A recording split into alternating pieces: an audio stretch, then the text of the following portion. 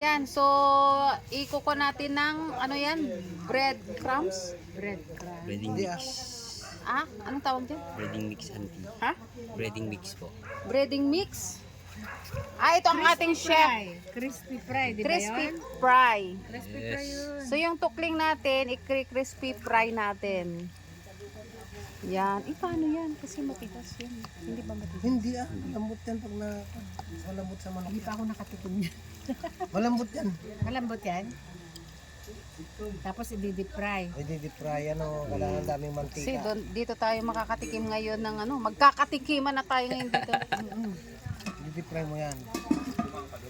Parang ano. Sa pudok, marami yan. Pero ano, maluluto talaga yan. Opo. Kasi, Most man is Breading this. crispy.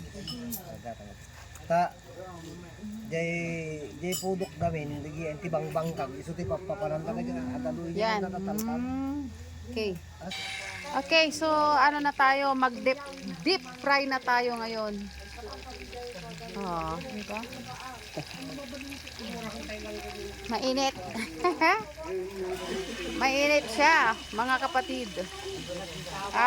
Wala kaming ulam ngayon eh. Uulamin namin itong deep fry na tukling.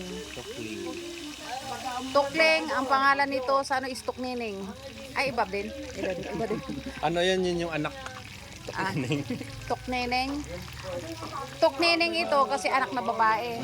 Pag ano, yung nanay niya tuknanang, ganun. Tatang. Tuktatang.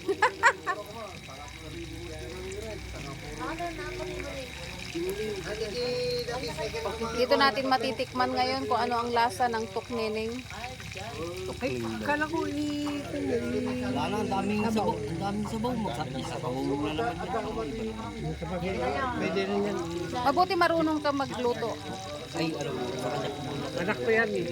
Anak mo, Angel. Yan, tinuturuan ko ng pagluluto para sa bahay. Ilan ang anak mo, Angel? Ilan ang anak mo? Sa original. Oh my! Original saka number 1, parehas lang. Ah, original sa number 1.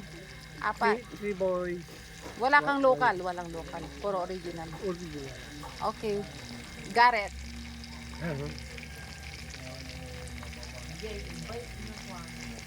Yun ang naaamoy ko eh.